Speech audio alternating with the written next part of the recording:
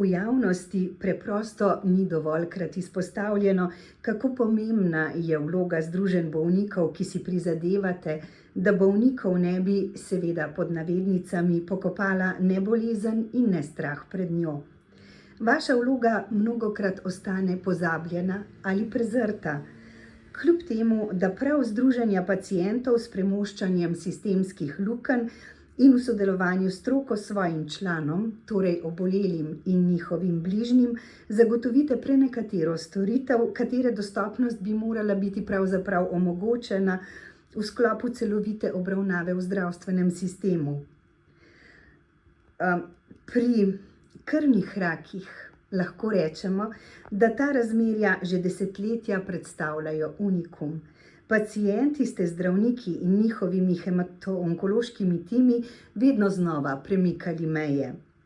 V zadnjem primeru ste v združenju bolnikov z limfomom in levkemijo odmevno in obsežno akcijo zbiranja denarja izvedli in z njo omogočili zagon CAR-T programa.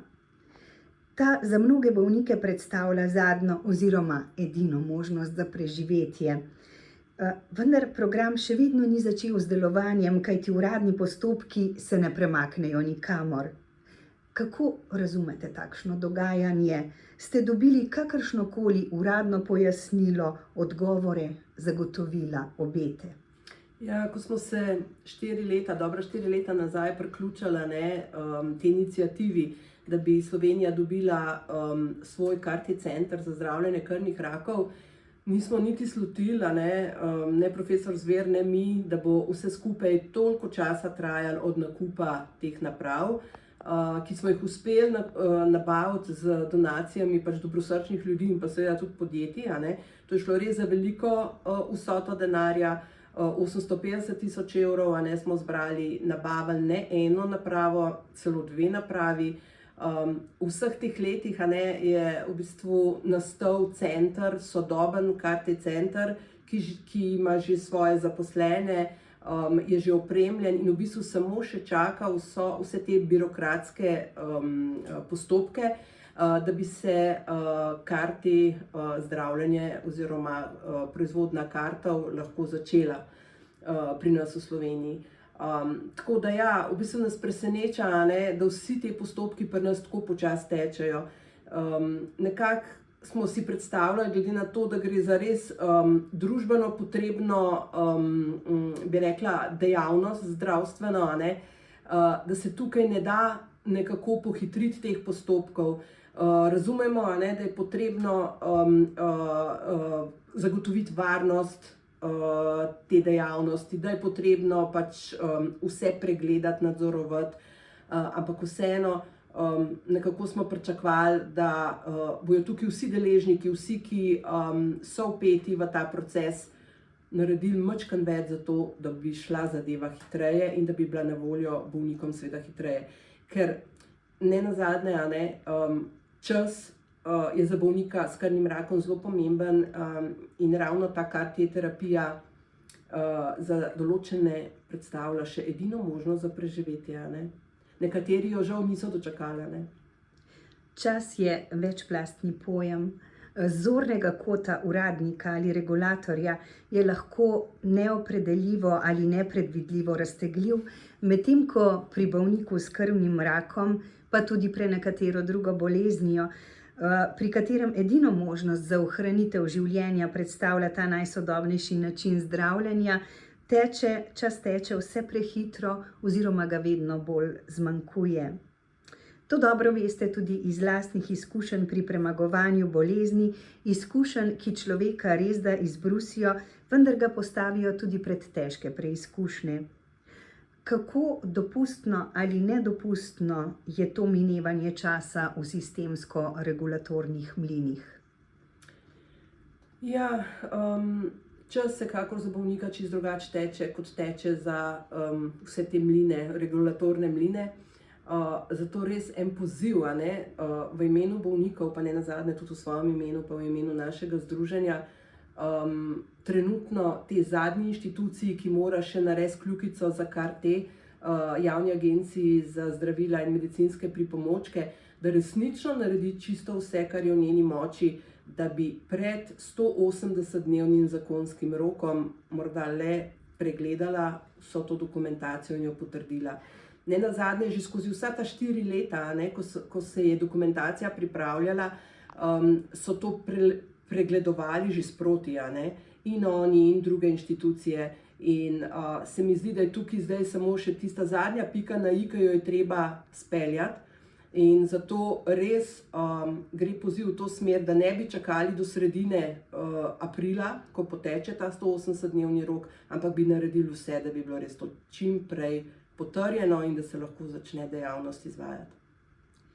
Ko je profesor dr. Samo Zver za zdravstveni portal.si prvič podrobneje spregovoril o obetih, ki jih prinaša karti zdravljenje in samostojno izvajanje tega najnaprednejšega načina imunoterapije raka, je bil neposreden, rekoč: pozdravili bomo lahko tudi nekatere bolezni, pri katerih bi bila naslednja postaja le še pokopališče. A postopki se, kot sva že omenili, odvijajo prepočasi, marsikoga, ki je čakal na to novo možnost, danes žal ni več. In zagotovo si prav vsi želimo, da do česa takega ne bi prišlo, ampak da bo to res kmalu na voljo prav vsem, ki jim tovrstni pristop, tovrstni način predstavlja edino možnost za ohranitev življenja. Verjetno si težko predstavljati, ampak tako nam, zagovornikom bolnikov ali pa predstavnikom Združenja bolnikov z limfomom in levkemijo, ki smo se priključili tej akciji, ki se zavedamo, kako pomembne so te naprave za naše bolnike, pa tudi stroki, vsekakor ni vseeno in nam je zelo težko ob teh stiskah bolnikov, ki čakajo na takšno obliko zdravljenja. Zato je res potrebno, da bi čisto vsi deležniki, ki so vključeni v te procese, naredili, kar je v njihovi moči, da se to čim prej začne. Sigurno smo izgubili nekaj življenj že do zdaj, ampak da se ne bi to nadaljevalo, da se ta trend ne bi nadaljeval, je res pomembno, da se zadeva čim prej uveljavi, čim prej začne. Bi pa samo to poudarila, tukaj ne gre za neko eksperimentalno zdravljenje. Ta oblika je v sosednjih državah, v evropskih državah že uveljavljena, že traja več let. Tako da tukaj ne odkrivamo čisto nove in tople vode, ali kako bi človek rekel, ampak gre za stvar, ki je že uveljavljena in jaz verjamem tudi varna, in se mi zdi res pomemben, da tukaj ne bi zapravljali časa z nepotrebno birokracijo. Po drugi strani oziroma ob vsem tem pa si je težko predstavljati, kako se danes počutijo tudi donatorji, ki so omogočili nakup 2 karti naprav s pripadajočo opremo. Kako se počutite vi kot pobudniki in izvajalci akcije zbiranja sredstev in kako se nenazadnje počutijo zdravniki in znanstveniki, ki so na klinični in akademski ravni pripravili vse za zaživetje tega programa, ki težko bolnih konec koncev ne bo le iztrgal iz krempljev težke bolezni, jih rešil pred smrtjo, ampak jim bo pomagal utirati pot k ozdravitvi. Sigurno tako strokovnjakom, kot seveda nam v združenju, skratka vsem, ki smo vpeti v zagon te nove dejavnosti pri nas, ni vseeno tudi za vse donatorje, ki so prispevali denarna sredstva. V bistvu smo hvaležni smo jim ne samo za njihov dar, ampak smo jim hvaležni tudi za njihovo potrpežljivost, da razumejo, da dejavnost ni zaživela še do sedaj zato, ker je podvržena tem različnim postopkom, registracijam in tako naprej. Tako da jaz se jim zahvaljujem, vsem donatorjem, tako posameznikom kot podjetjem, zato ker so prispevali sredstva, da pa le v kratkem, kot kaže, bomo dobili to vrsto zdravljenja in za vso njihovo potrpežljivost. Ne morejo si predstavljati, kako veliko delo so opravili, kajti ta naš karti center, ki bo zaživel, bo postavil Slovenijo v bok najrazvitejših evropskih držav. In ne bo pomemben samo za zdravljenje krvnih rakov, ampak v prihodnje tudi za zdravljenje drugih rakov in drugih bolezni. In skupaj smo v bistvu omogočali, ne, zagon ene res zelo pomembne dejavnosti. In tako da res hvala donatorjem za potrpežljivost in za vsa donirana sredstva. Zanima me, ali ste dobili kakršenkoli uradni odziv na javni apel za pospešitev postopkov, na apel, ki ste ga objavili minuli teden.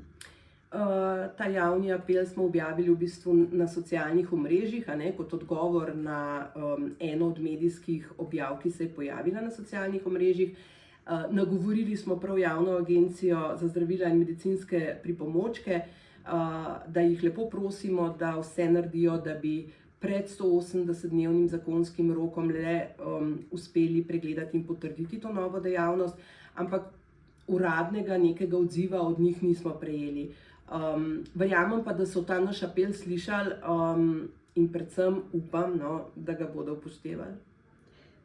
Dobro se spominjam aktivnosti vašega združenja v preteklosti, denimo pred tam nekje poldrugim desetletjem, ko ste skupaj z zdravniki in medicinskimi sestrami ter drugim osebjem javno opozarjali na povsem neustrezne bivalne pogoje v starih bolnišničnih prostorih kliničnega oddelka za hematologijo Ljubljanskega univerzitetnega kliničnega centra, v katerih so pacienti, ki sta jim imunski sistem oslabila bolezen in zahtevno zdravljenje, dodatno bili ogroženi še na račun bakterijskih in glivičnih okužb, za katere je bilo treba, da bi jih preprečili, namenjati v povprečju 700.000 evrov letno.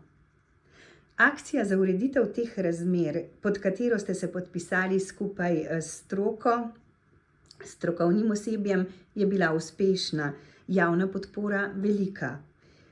Kaj bi rekli, je bila senzibilnost odločevalcev, morda celo družbe kot celote, takrat drugačna?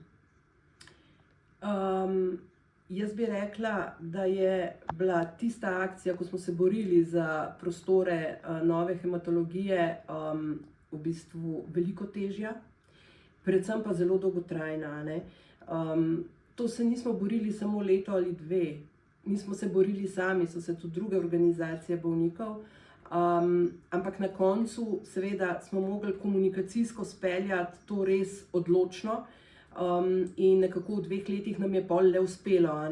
Ampak tukaj je treba povedati, da sta se izpostavila profesor Černelč, ki je bil takratni predstojnik klinike, in pa profesor Zver, ki je zdajšnji predstojnik te klinike. Ona dva sta bila takrat res izjemno pogumna, da sta pogumno povedala, kako težke razmere so in kako bolniki ne umirajo zaradi bolezni, ampak zaradi okužb, ki jih dobivajo na oddelku. In takrat je bil ta njun pogum res dobro slišan, tako s strani odločevalcev in pa seveda tudi z našo pomočjo je prišlo do pritiska javnosti in smo nekako uspeli.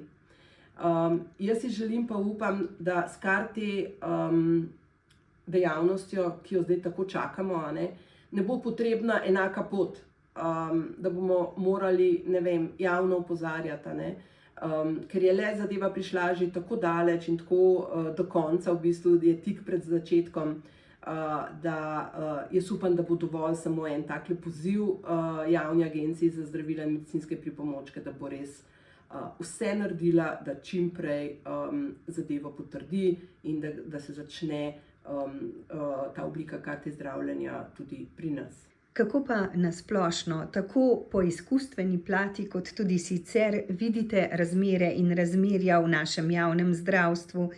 Kako doživljate denimo poteze aktualne politike, zaradi katerih se klinični vsakdan skupaj s čakalnimi dobami in dostopnostjo do posameznih storitev močno spreminja? Ja, vsekakor je zelo zaskrbljujoče to, da se pojavljajo vse večje napetosti med odločevalci v zdravstveni politiki in pa seveda tudi zdravniki, stroko. To sigurno ni dobro, skrbijo nas odhodi zdravnikov, sigurno nas skrbijo tudi čakalne dobe, sicer poročajo, da so se skrajšale, ampak pač tega na terenu ni opaziti, med bolniki, tako da sigurno nisem pa strokovnjak, da bi lahko zdaj ocenjevala zelo globoko, a ne, ampak vsekakor je zaskrbljujoče to, kar vidimo. In jaz mislim, da je treba vse narediti, da se spet povrne neko sodelovanje med odločevalci, med zdravniki, ker tukaj so res velika trenja in to je samo na škodo bolnikov, a ne. Seveda tudi na škodo obeh strani, ampak predvsem pa na škodo bolnikov. In če pogovor zaokroživa s temo, o kateri se pravzaprav ves čas pogovarjava, o zamudah in zastojih pri uvedbi tako težko pričakovanega CAR-T zdravljenja. Ko sem se o tej temi, o tej metodi zdravljenja pogovarjala z izrednim profesorjem dr. Matjažem Severjem, je ta poudaril: omogočili bomo boljše preživetje bolnikov, pa tudi večji nabor bolnikov, ki jim bomo lahko pomagali s CAR-T celičnim zdravljenjem z našim lastnim produktom. Kaj menite? Kaj napovedujete? Kdaj se bodo sistemski mlini premaknili tako, da bo to zdravljenje v resnici lahko zaživelo tudi v praksi? Če upoštevamo teh 180 dni zakonskih, ki jih ima Javna agencija za zdravila in medicinske pripomočke, da poda končno potrdilo, potem bo to v sredini aprila 2026. In takrat mislim, da bo izjemno velik dan za naše bolnike, tudi za Slovenijo, ker se bomo uvrstili na svetovni zemljevid držav, ki imajo svoje lastne CAR-T centre. In velikokrat zdaj v zadnjem času na različnih tujih kongresih za zagovornike bolnikov, ki jih imamo, poudarjajo, da te države, ki imajo svoje lastne CAR-T centre, so naredile zelo veliko in s tem omogočajo svojim bolnikom res najsodobnejša zdravljenja. Tako da to ni pomembno samo za eno peščico bolnikov s krvnim rakom, ampak je pomembno za našo širšo družbo, ker se bojo pač ta zdravljenja širila tudi na druge bolezni, na druge onkološke bolezni, tudi na druge bolezni. In se mi zdi, da ne samo, da tukaj pridobi ogromno medicinska stroka, ampak na splošno tudi znanost, raziskovanje, in je to samo dobro za bolnike, za državo, za vse.